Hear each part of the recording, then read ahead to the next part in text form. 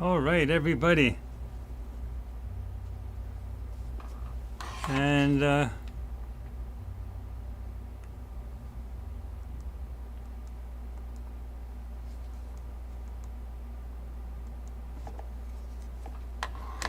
all right, so let's check to make sure the audio is good. That's right. That's it. All right, everybody, can we we've got a good turnout actually. And so let's see here.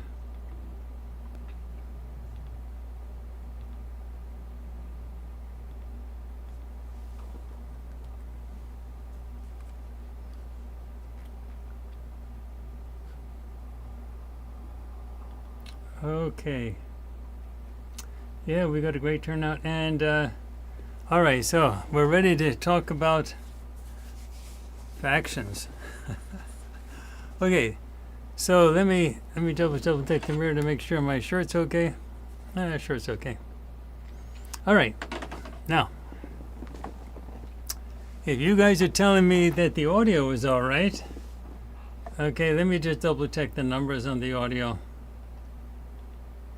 Yeah, the numbers look good, and the numbers are the recording numbers too. They look good. All right. So we're ready to rock. All right, so if you guys are ready, I'm ready. So let's start. 5, 4, 3, 2, 1. Hello, everyone. Welcome to the last spotlight in June 2026. And we're heading into the deep summer, which is going to be quite an interesting summer. So, this particular spotlight is all about ET factions. But before we get to that, I have to give you some background to it. So, I want to start in the following way. At Farsight, we always give evidence, direct evidence for anything. If you look at the entire disclosure community, the entire UFO, UAP community, they're just giving you hearsay. It's they heard someone told them something. There's nothing there. There's no like really direct evidence. And the military, the little videos that they're putting out quite a few videos now. They're of UFOs, UAPs that they say we don't know what these things are. So they're not offering any direct evidence.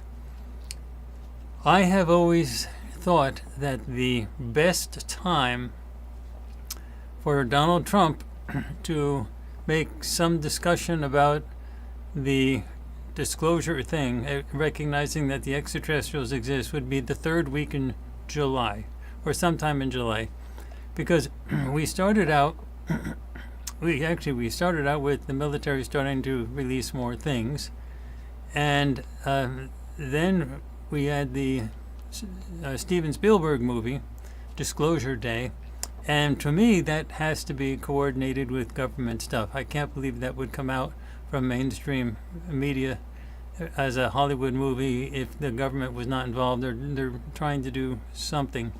And there was a press conference with major hitters. Leslie Keane was there, a writer, but they also had David Grush and other whistleblowers. But again, it's always he said, she said. No one's talking about stuff that they have personally seen.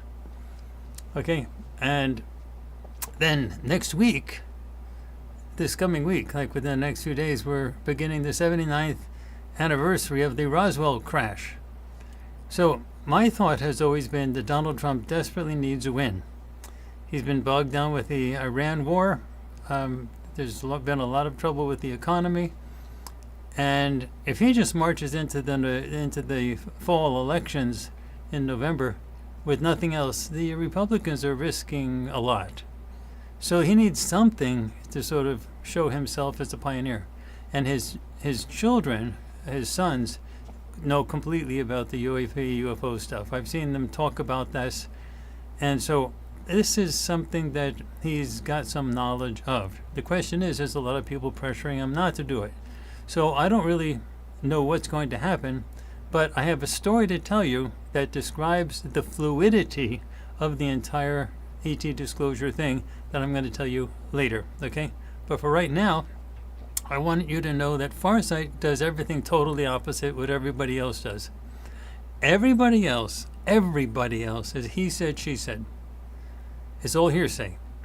Farsight gives you direct evidence of everything.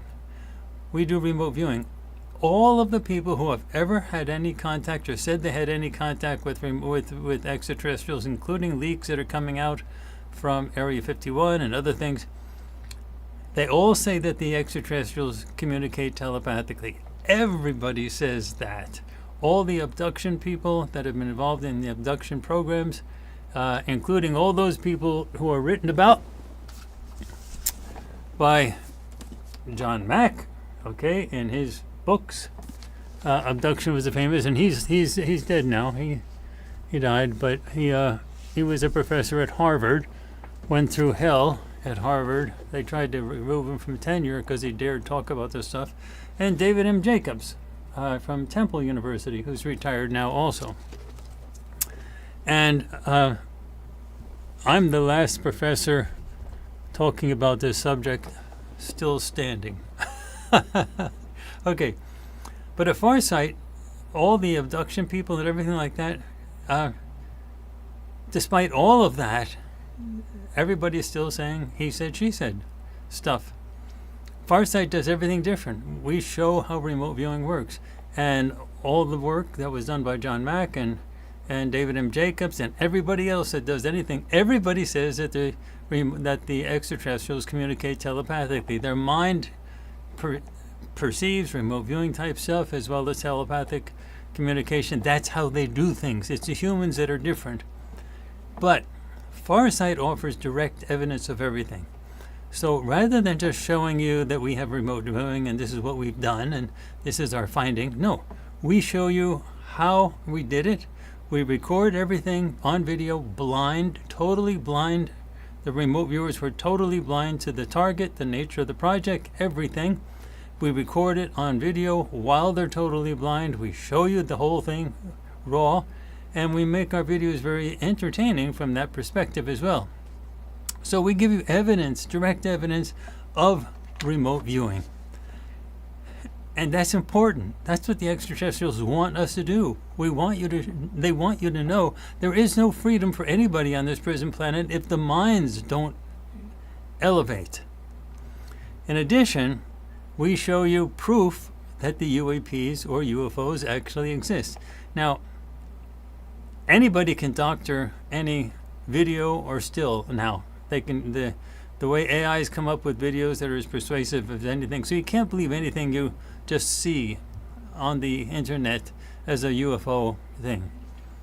However, we show you how to make your own video recordings with your own camera of UAPs, UFOs, live in the middle of the day using modified cameras that film in infrared and at 120 frames per second, and then how to process them with either DaVinci Resolve Studio, or you can use Adobe Premiere or some other editing programs. But the point is, we show you how to do it. Now, you can believe your own videos. You may not be able to believe anything that you see on the internet these days as being real or not, but you can believe your own videos. So we show you evidence that is absolutely incontrovertible.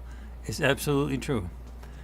But look, folks, there is nothing that makes it more obvious that there are extraterrestrials all throughout the galaxy and the universe than by looking at the stars themselves. Now, let me tell you the honest truth. Farsight now has our own observatory. Now, we have a constant record of showing you everything.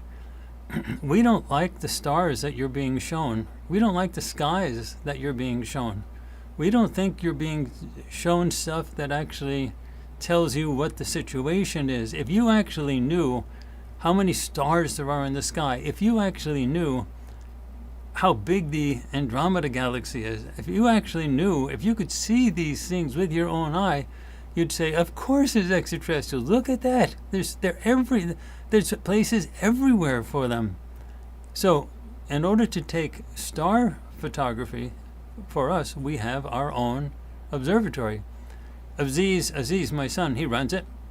It's in the high desert, where no one is. And we have our own observatory, our own Farsight observatory with a cutting edge telescope. And now let me tell you that why looking in the skies is cutting edge, with a cutting edge observatory in a remote desert location is important, because quantity matters. Quantity and quality matters. You can see astronomical photos of this or that, but there's no understanding of how big that is or how many those things are. So we want to show you. Now we have some initial photographs that we got with our telescope, and I want to show you some of these. These were all done by Aziz. He's our Farsight astronomer. And so I want to show you some of these to give you an idea. And when you see these types of things, it's like, oh, whoa. Okay. Well, first of all, let me show you. Here's a picture of the Andromeda galaxy. Now, the Andromeda galaxy was taken with our telescope. But the key is, and let me just double check here to make sure my audio is coming through. Yeah, my audio is coming through. The key is that Andromeda galaxy, which you are looking at right now, is huge in the sky. It's dim because the stars are far away, so it's not easy to see, but with the telescope you can see it. So Aziz, my son, he took a picture of that with our telescope. Let me tell you how big that thing is. That picture, if you were to take the moon and put the moon alongside that galaxy in the sky, that galaxy is at least 6 times, maybe 10 times the size of the moon. That's how big it is. You know how big the moon is? The moon is big. It's in the sky, right? It's in the sky. When you put it right alongside that galaxy, that's how big it is. So if you could see really dim stuff right in the sky, that Andromeda galaxy is huge, and it's right in front of your face. And you don't need a specialized telescope other than the fact that it's dim, and our telescope can take pictures over a long period of time and, accumulate the light. But the basic idea is that galaxy is huge. And when you take a picture of that galaxy, and that galaxy is the same size as our galaxy, approximately, the Milky Way, You can say, and it's like, it's right, it's not like a dot in the sky like a star. No, no, no. It's huge. It's in the sky. It's like big, big, big, big. 6, 7, 10 times the size of the moon. It's huge. And then you say, wow, that's close. That's really close. Well, you can't really do that. And I've never had anybody talk about the Andromeda galaxy and how big it is. They just don't do that. But it's like huge. But when you see it and you realize that is a galaxy and it's like so close to us, what? And then when you see some of the other pictures, let me show you some of the other pictures he's got, okay? This is an interesting one. You see that bright star right there in the lower part?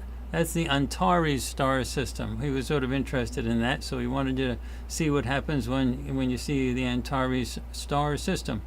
Okay, and now look at this.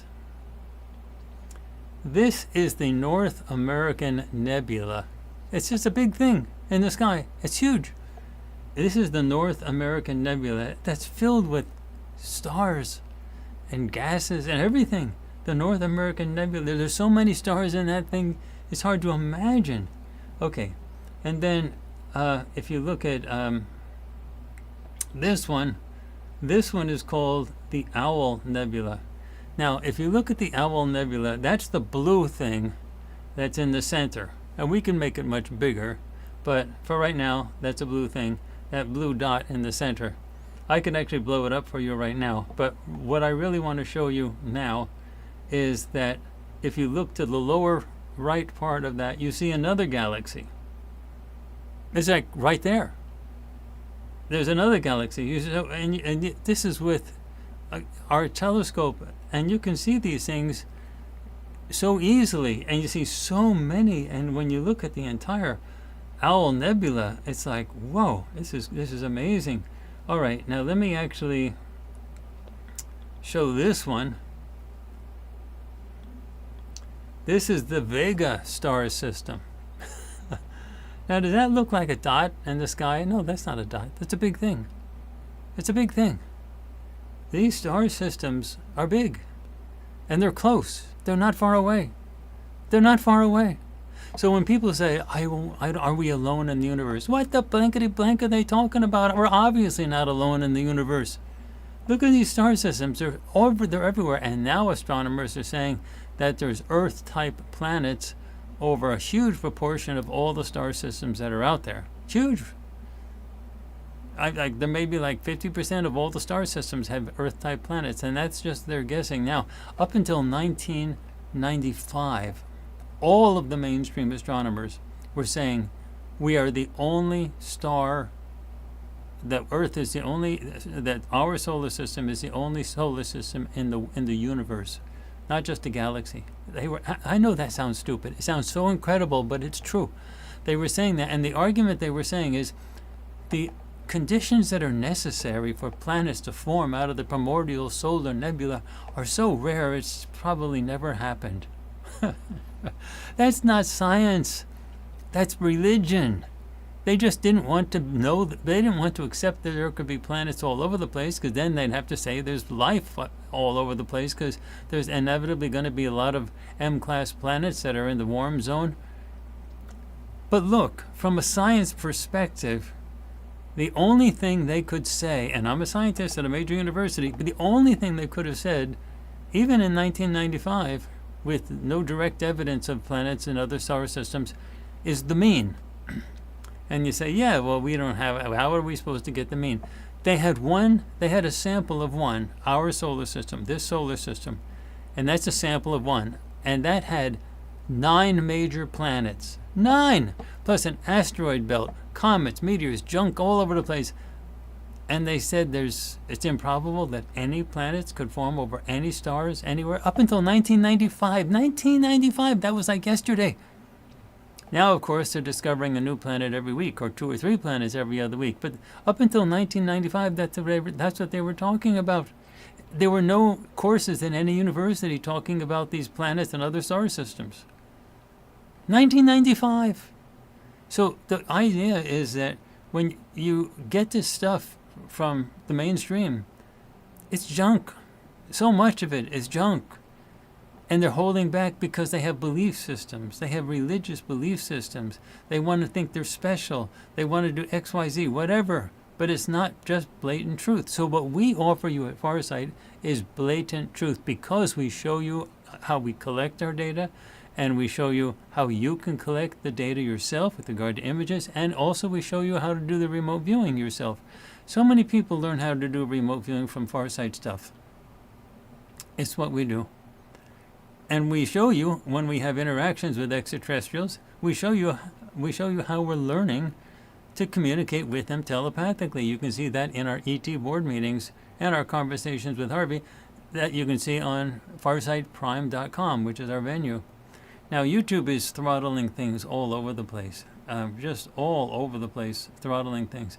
Good friend of mine just was in his whole livelihood was on YouTube. His entire he had to build up 2 major channels, and YouTube just demonetized everything, and he wasn't doing anything wrong up until the last week or so.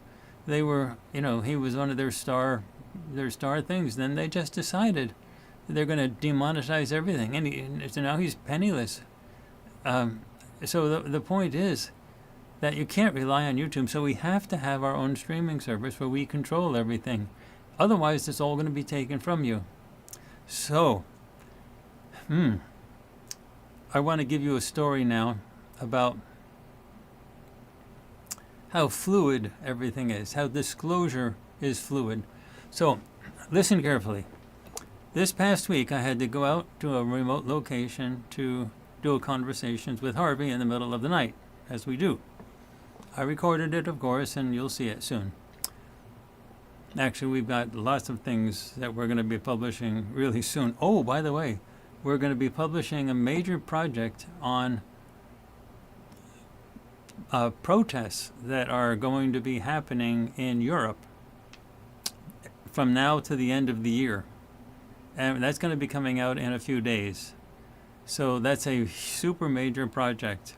And so Aziz is just finishing up on the editing of that thing now, and it'll be out in a few days. So just hold on your seats for this, because times are not easy right now, okay? Okay. All right. So this is my story to explain to you how disclosure is fluid. And this is all tying into the factions idea. Okay, hold on. Oh, wait a second. You know what I've noticed?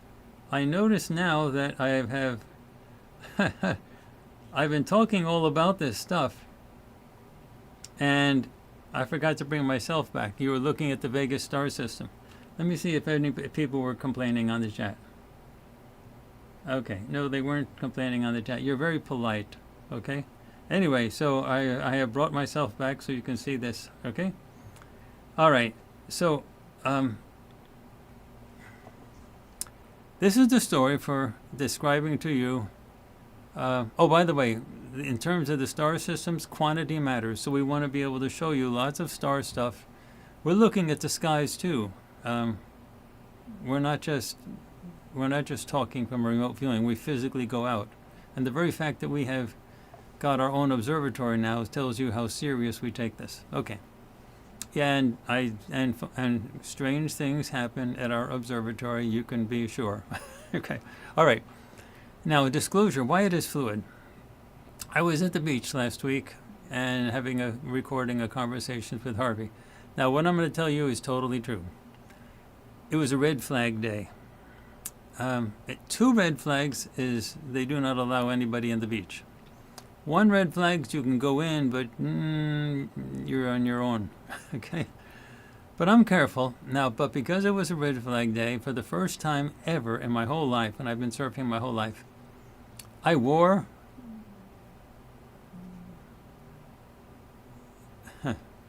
a life preserver. Can you imagine that? Surfing with a life preserver. Well, I did.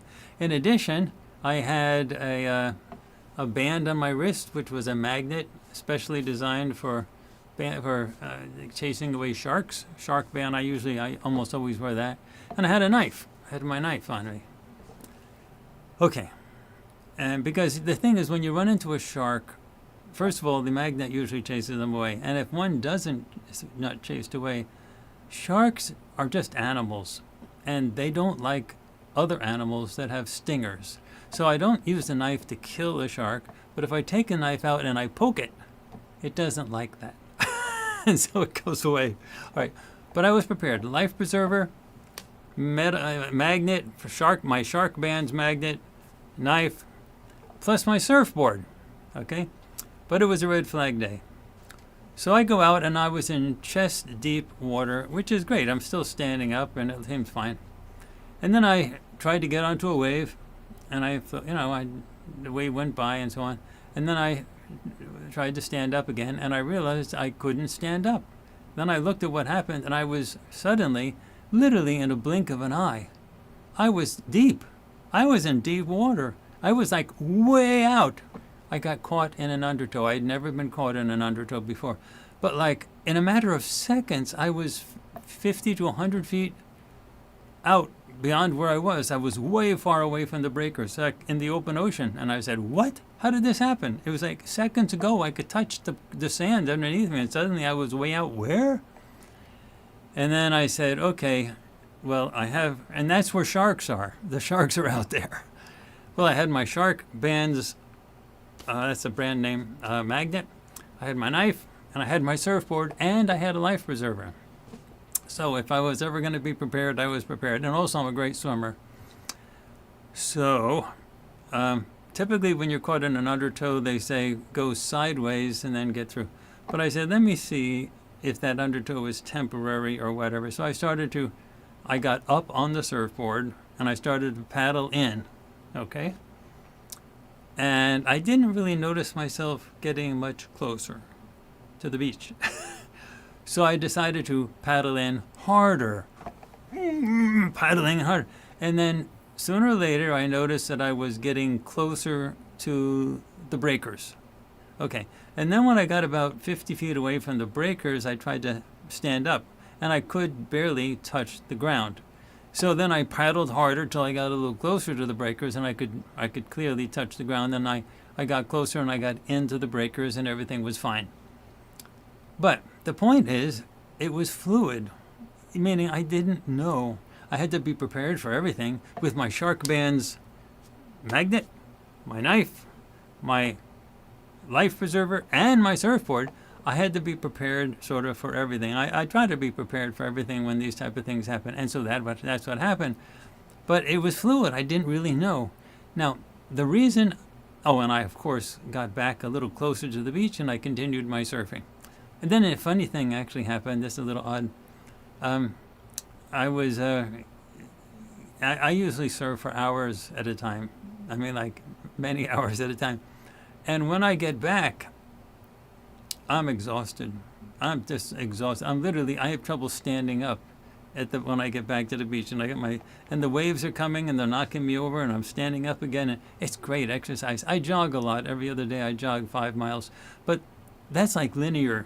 You're going in one direction. When you're surfing, you're being pushed but the water is knocking you over and doing everything for like hours. And when you get done, you're like, you're exhausted. And you can barely stand up. I could barely stand up. Anyway, I get there, but I'm enjoying it, having so much fun, having trouble getting, just standing up. So I get to the edge of the beach, and I'm trying to stand up. My surfboard is being hit by the waves, and I'm being knocked down. And this elderly fellow comes up and offers me a hand and says, "Can I help you? Can I help you, fella? You having troubles?" And I looked at him and I sort of insulted. Then I realized what was going on. I said, No, I'm fine. Just let me alone. Leave me alone. I'm fine. Great. And I got up. But the point is, that is like such great exercise to be knocked over and just being knocked over and standing back up 3 or 4 hours in a day. It's great. And then after a few days of surfing, I come back and I look at myself in the mirror. Boy, am I really fit, because all that exercise, every muscle in every single direction. However, what does this mean to disclosure? Well, it means something very simple. Disclosure does not mean, do the extraterrestrials exist? From what I just showed you here with the star systems, with the Farsight observatory, From what we've showed you about how to take your own video photography reliably all the time and get lots of them, lots of UFOs. With regard to how to do the remote viewing, how to do the telepathic communication, watching us so you can learn yourself how all this is done, you don't get that anywhere. So disclosure is not do the ETs exist.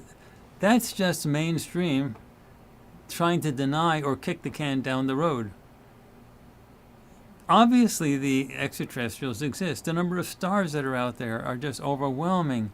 And even some mainstream physicists that you see say now, I mean, really mainstream that you see on YouTube, and you see them on podcasts all over the place. I don't need to say their names, but they're saying, you know, the only thing they need to do is to figure out how to some means of travel. And even one very, very mainstream guy had finally admitted, you know, they only have to invent a warp drive, and warp drive came from the physics community. We figured that out first, that there's got to be some way to do that.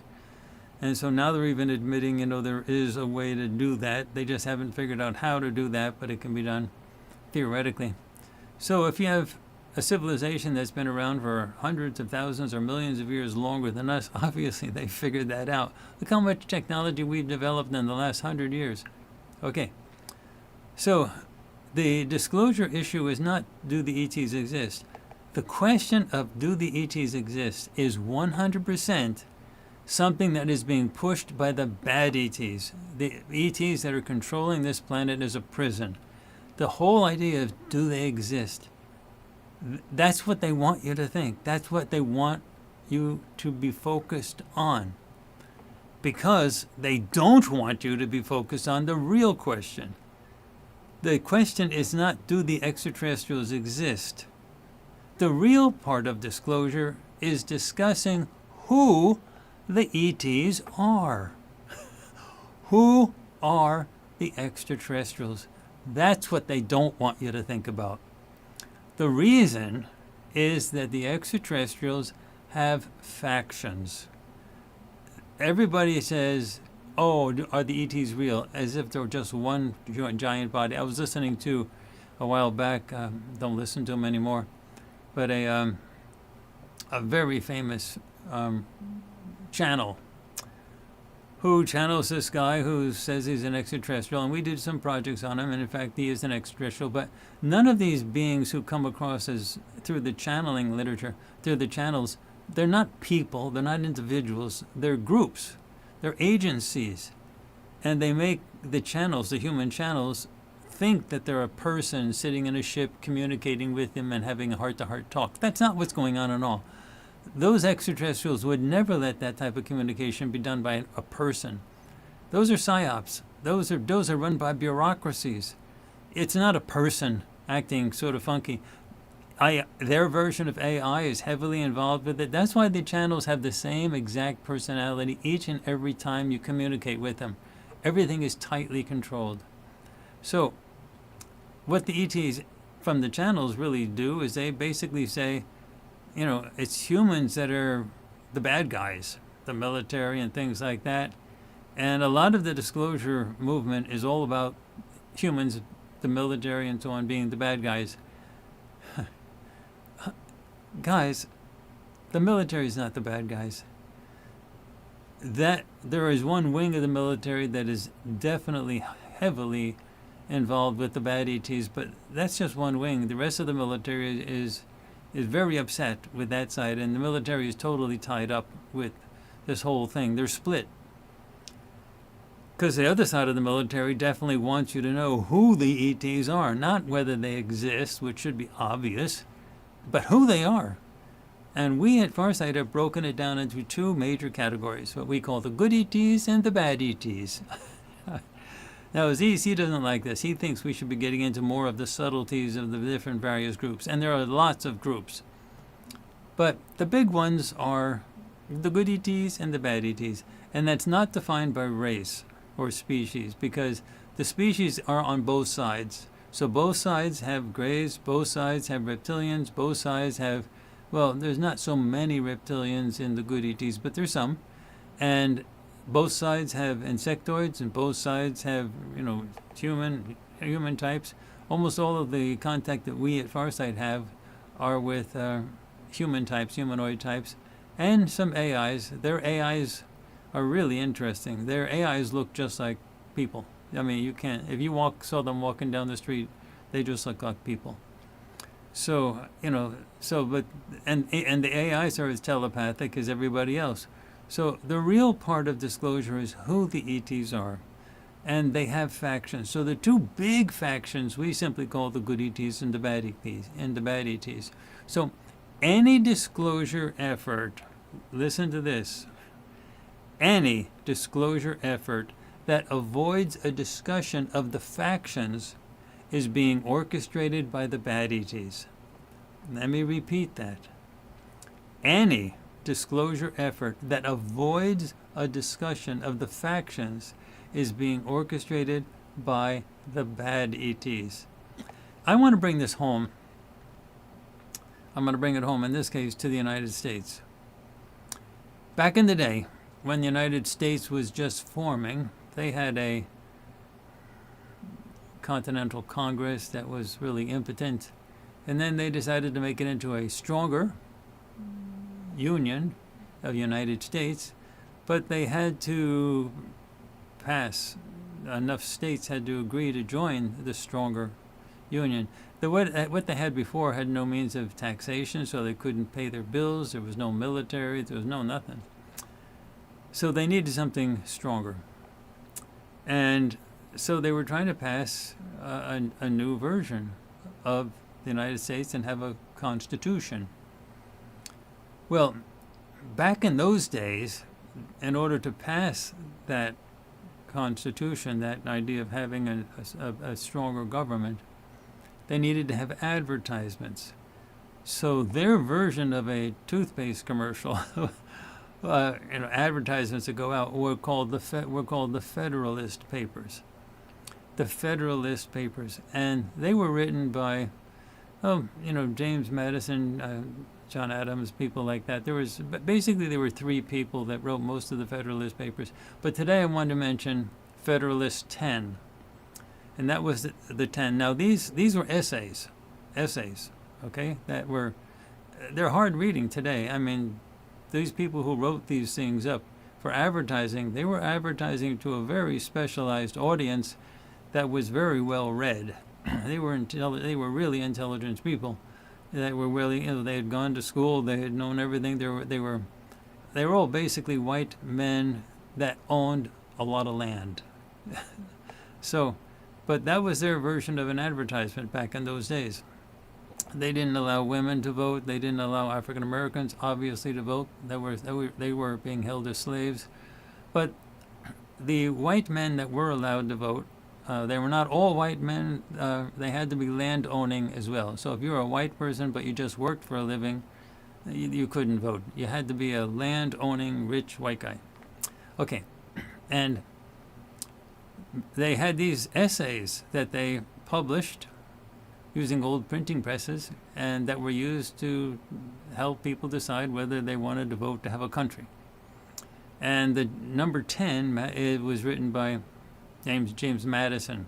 So I want to talk a little bit about Federalist 10, because the big discussion back in those days was whether the factions that were going to form in a country would destroy that country.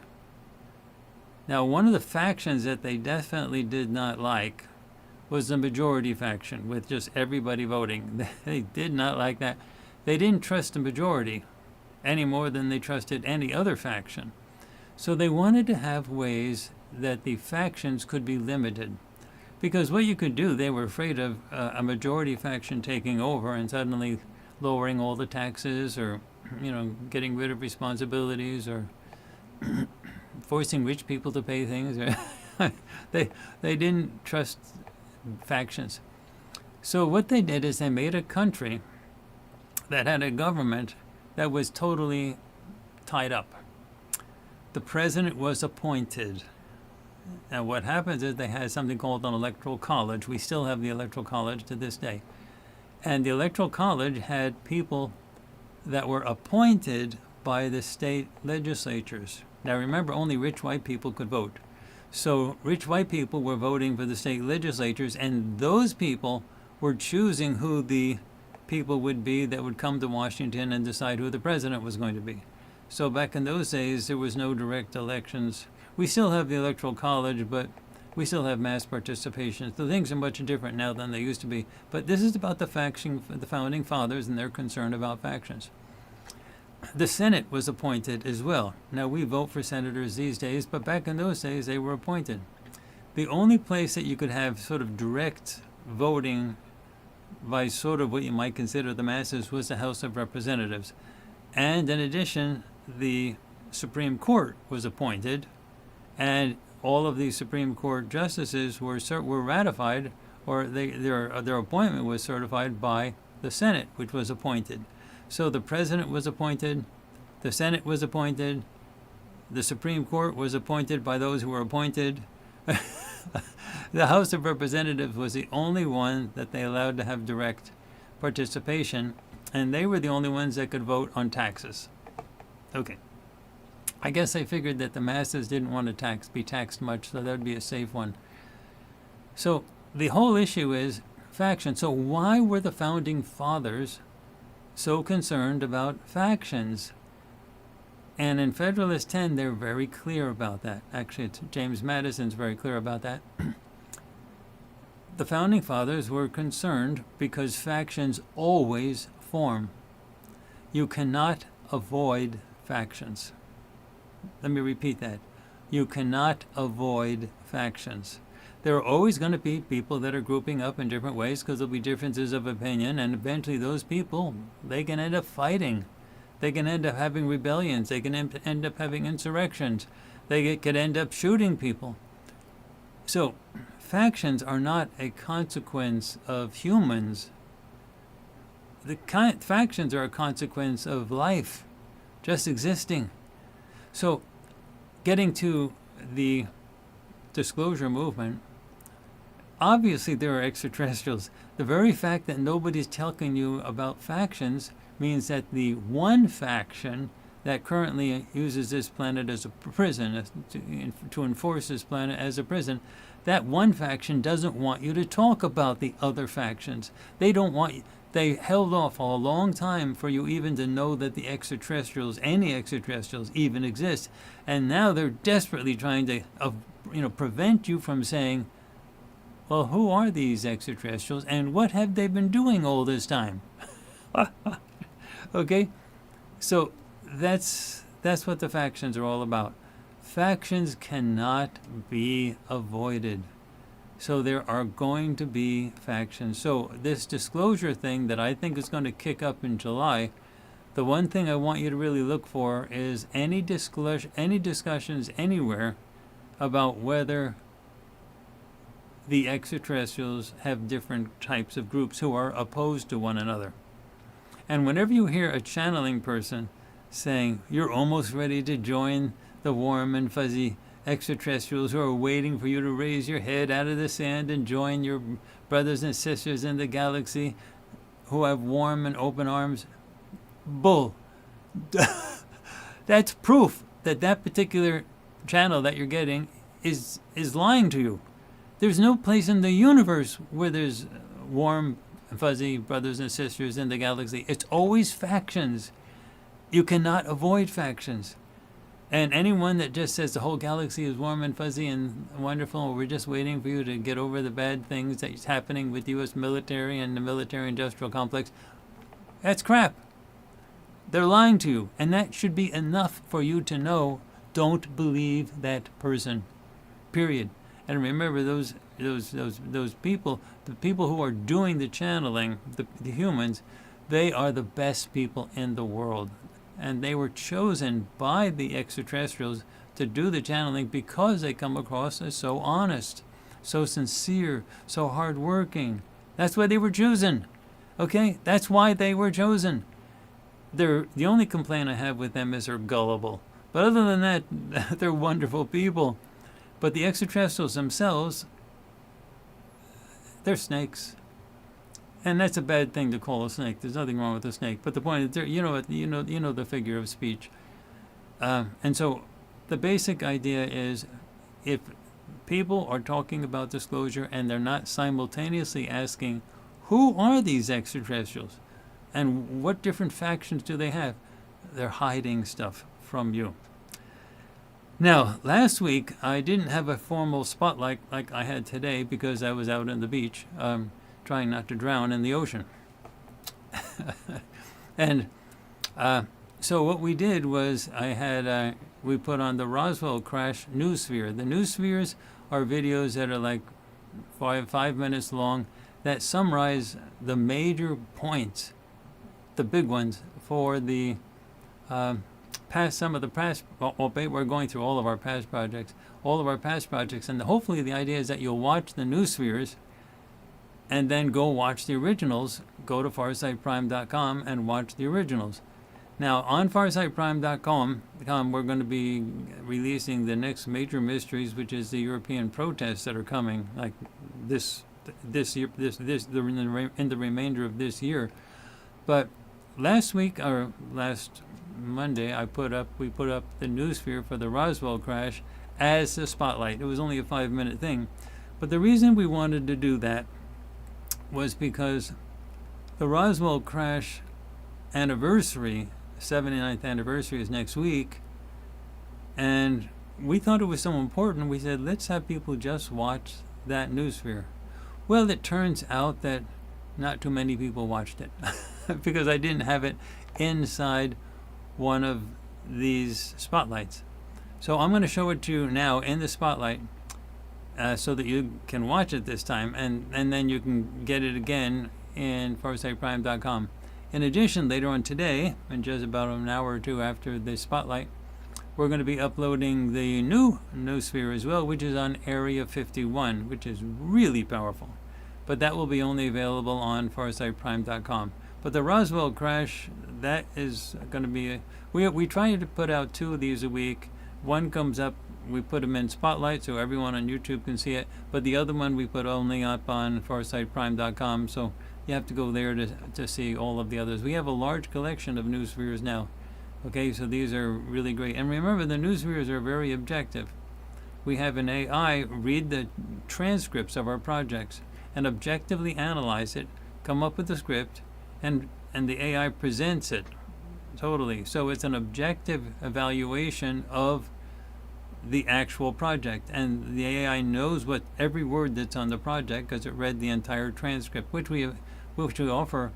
All of our transcripts we offer for free on farsight.org. So Farsight is the only place where not only we show you our data, we show you how we collect our data, and we show you evidence of everything, but it's the only place that you can see the total records of everything that we do. We don't hide anything. You can't get that anywhere. Nowhere. You can't get that anywhere. Okay, so let me show you the Roswell thing, and then I have some other things coming right after that. Okay, but let me show you the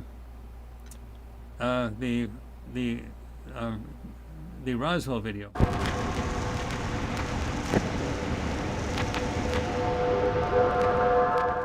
History is a constructed narrative.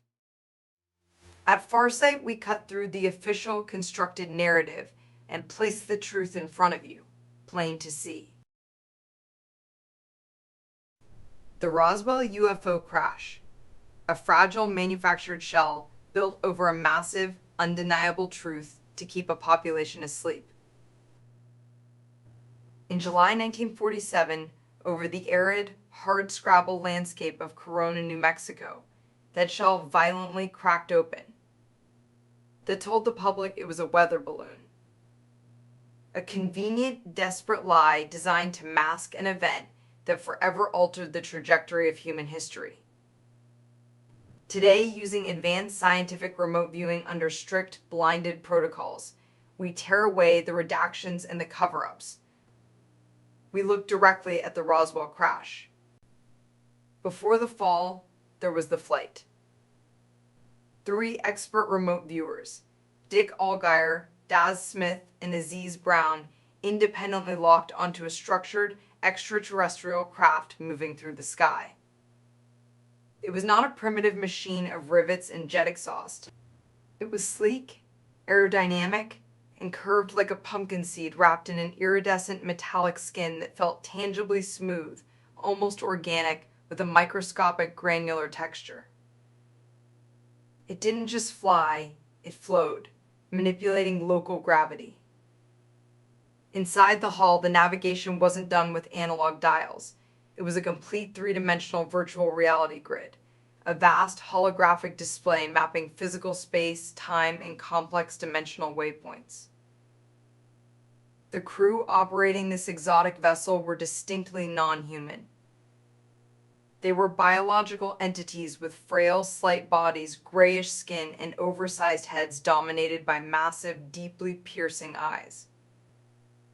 They functioned as a highly regimented, goal-oriented unit operating with intense cognitive focus and telepathic precision.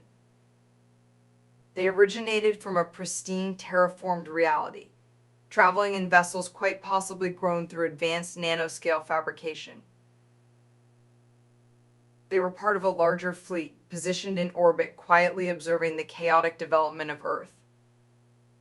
But this observation was violently interrupted. The viewers describe a sudden, catastrophic energy event in the upper atmosphere.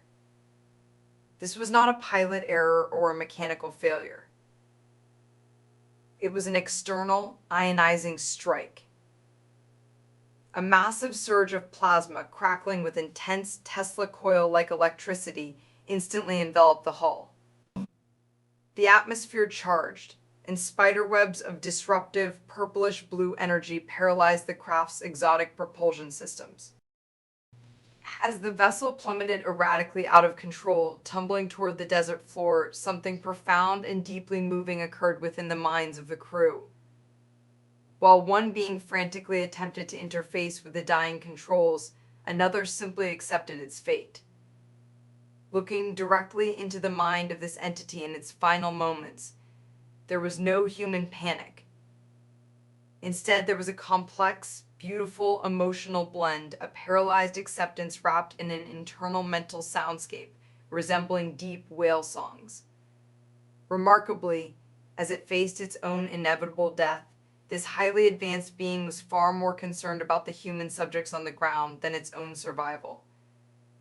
Then came the violent impact, embedding the craft deeply into the remote Earth. The silence of the desert was quickly broken. Human military teams converged on the wreckage.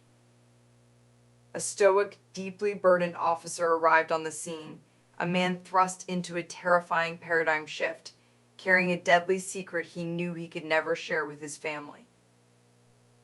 The wreckage, alongside the bodies, some killed instantly, perhaps one still clinging to life, were secured and transported. Deep within classified underground hangars, human scientists and military personnel stood in awe, confusion, and fear, placing the debris on scaffolds, dissecting a technology that shattered their understanding of the universe. The Roswell event was not a myth. It was a tangible, violent intersection of human military reality and advanced off-world intelligence. The secrets extracted from that shattered hull were buried deep within the black budget architecture of the military-industrial complex, purposefully locked away from humanity to maintain control. But consciousness cannot be contained, and memory cannot be erased forever. This is the time of disclosure. And to understand the truth without being blinded by the official narrative, you need to watch the Farsight project on the Roswell event that can be found on farsightprime.com. The blindfolds are off. We are looking back, and we are finally claiming our truth.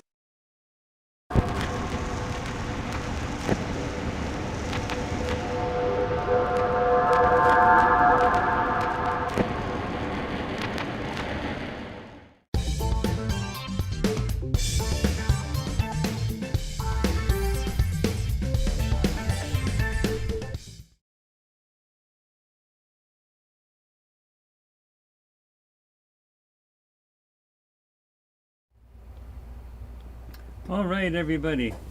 So, All right, everybody. So let me see if I can do this properly.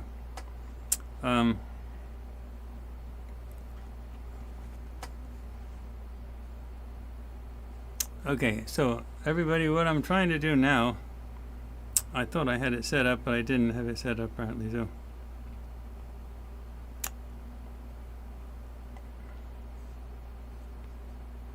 Okay, let me get back into it this way.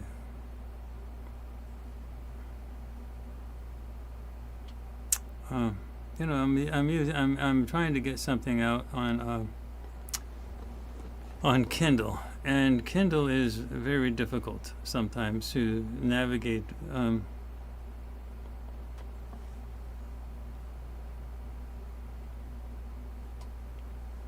All I'm trying to do is get the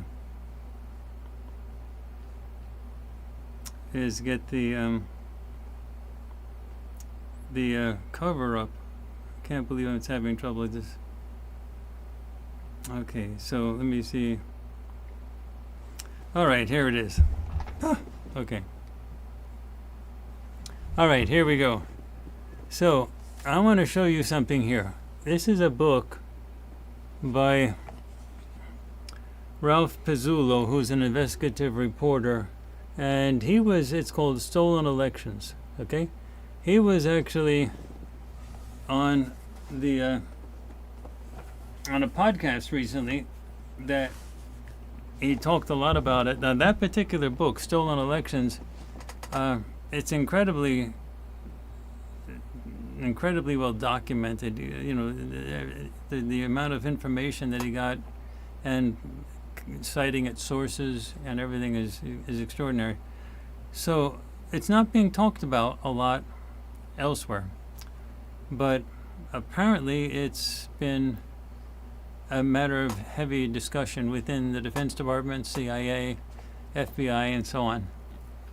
And apparently there is software that was originally funded by Venezuela under Maduro.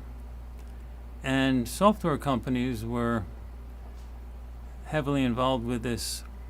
You know, the ones who made the voting machines that people vote on were heavily involved with doing this. And according to the book, the software is now well understood and used by intelligence agencies, lots of places, including the United States intelligence agencies and other agencies.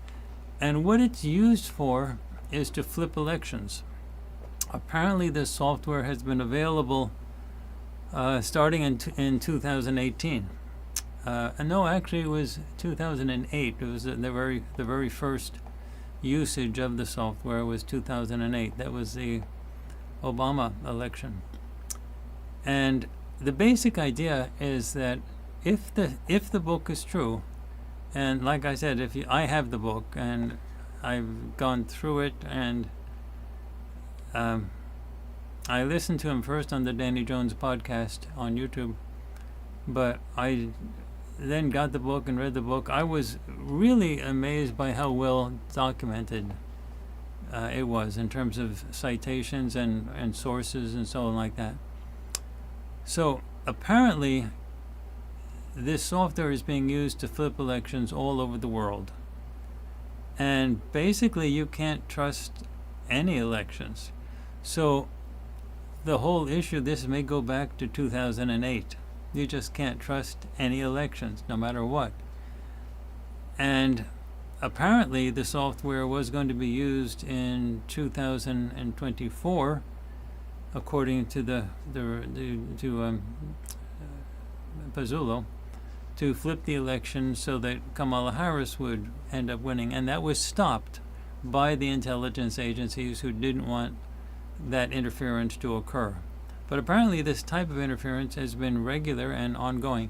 And they flipped not only national elections, but congressional elections, gubernatorial elections, mayoral elections, and not just in the United States, they flipped them all over the world. Wherever there are electronic voting machines, they can flip those elections. And I'm an academic. I have seen academics on television say This is impossible because the voting machines aren't even connected to the internet. That is so stupid. These things can be set up in the manufacturing process. Those machines all have software that has to be upgraded, uploaded, and there are so many access points, so many vectors, and they can say they're not connected to the internet, and they can still be connected to the internet. Everything isn't transparent. This software is extremely sophisticated, and it's extremely difficult to find any evidence that the software was used to flip elections. So, here we have elections in the United States that are coming up. And that's going to be in November 2026. If Donald Trump has a continuation of the bad streak that he's been in right now, with the economy running into trouble, as well as the Middle East war in Iran running into trouble, and then if the war kicks up in Ukraine again, big time, with Russia expanding it into Western Europe, which our remote viewing results seem to suggest will happen, then it may become such a disruptive event that we don't know what's going to happen with the elections. So the possibilities are nothing will happen, and the elections will simply be honest and fair and free. Or they could be canceled if the disruptions enter into the continental United States and you see explosions and disruptive stuff happening, missiles and things like that. If that type of stuff starts happening in the continental United States, would that be a reason to cancel the elections or postpone the elections? That's a good question. How can you have an election if there's civil unrest? Big time. I mean, for example, in Ukraine, there's been no elections. First of all, the election that got President Zelensky elected, that was a result of a coup that was supported by the United States and supported by the national security people in the United States. There was a coup, and no one disputes that it was a coup. They had a democratically elected government, president, and there was a coup. The guy was thrown out, and then Zelensky was brought in. Now, since then, there's been no election after that, so, the people that control these things are very careful about elections. If they don't want the result of an election to happen, they do whatever they want to do to make sure that result doesn't happen. Now, I wanted to connect this to James Madison's Federalist 10 that I talked about earlier. James Madison's Federalist 10 was really concerned about factions, and the whole United States government was set up to prevent factions from taking over. Well, we have a mass democracy now where everybody can vote. Women can vote, wage earners can vote, people of color can vote. So, things have changed. Now we have a situation where the people that are powers that be are like what James Madison and John Adams and George Washington and all those people were like. They didn't want certain factions to take over. So that type of thinking still exists. The founding fathers of the United States were never people who said, we want everyone to be able to participate. We want free elections. No, they were not like that. That was not it. Never. So that situation exists today where the people that have power do not want certain groups, factions, to take power. And in Ukraine, they didn't like the result of their democratic election, so they had a coup. They threw the person out and they put Zelensky in instead. That's what it is everywhere. And in the United States elections, we simply don't know. So if Dan Pizzolo's book, Stolen Elections, is correct, and I really recommend people to buy it and to read it, then you can't really trust any election that happened. So that's just a real question. You can't trust any results ever with regard to that, as long as there's electronic voting that's taking place. And the motive is the same motive you get with the founding fathers of the United States. They didn't want majority factions to take over. And there was only one part of the government that they were going to make that even slightly possible, and that was the House of Representatives. But it could be stopped by the Senate, who could overrule everything, an appointed president who could veto anything, and a Supreme Court that was appointed by the appointed other people. Do you get the idea?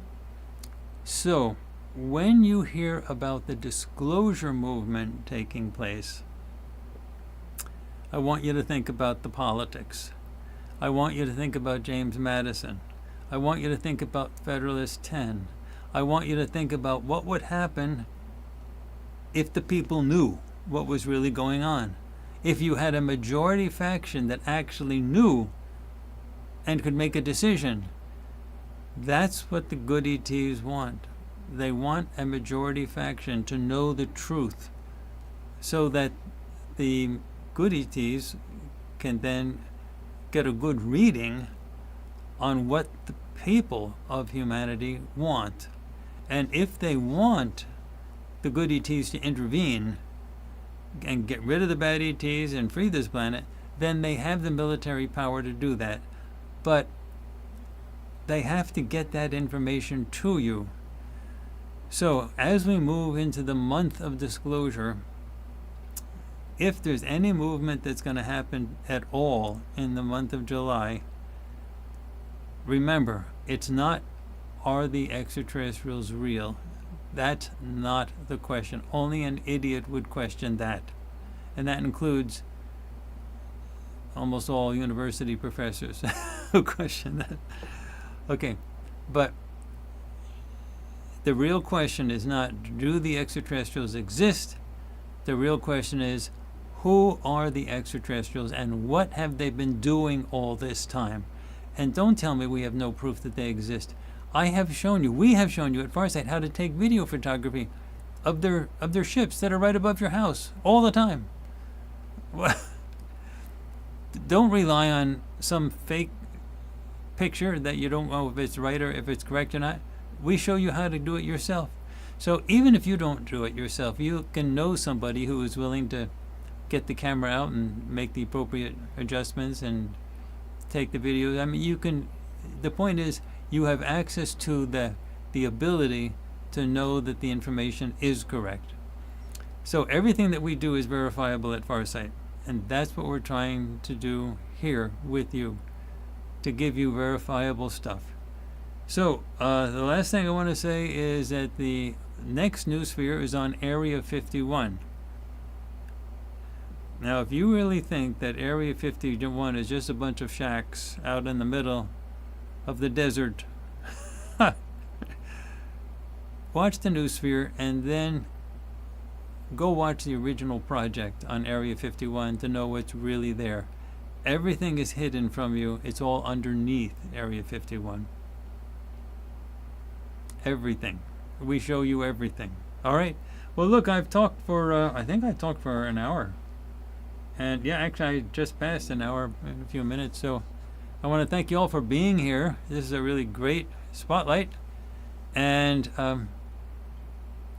if you go surfing, make sure you don't go out during the red flag days, and don't be embarrassed about wearing a life preserver if you need one. And always be a good swimmer when you go out there as well. All right, everybody. Love you all. I want to thank you so much for being here and listening. And I will be with you next week, next Sunday, same time as here, for the next Spotlight and a couple more Noospheres. All right? See you then. Remember, go to farsightprime.com. That's the only place you're going to get the truth. Watch those videos that we have made for you to give you the truth. All right? farsightprime.com. And talk to you next. Bo, look also for the European protest stuff that's going to be coming out just in a couple days. All right? All right. Talk to you later. See you in a week. And keep tuned to everything we're putting out on Farsight. We put out an awful lot of videos every week. So keep tuned to all that. Love you, everyone. See you next Sunday, all right? Okay, bye now.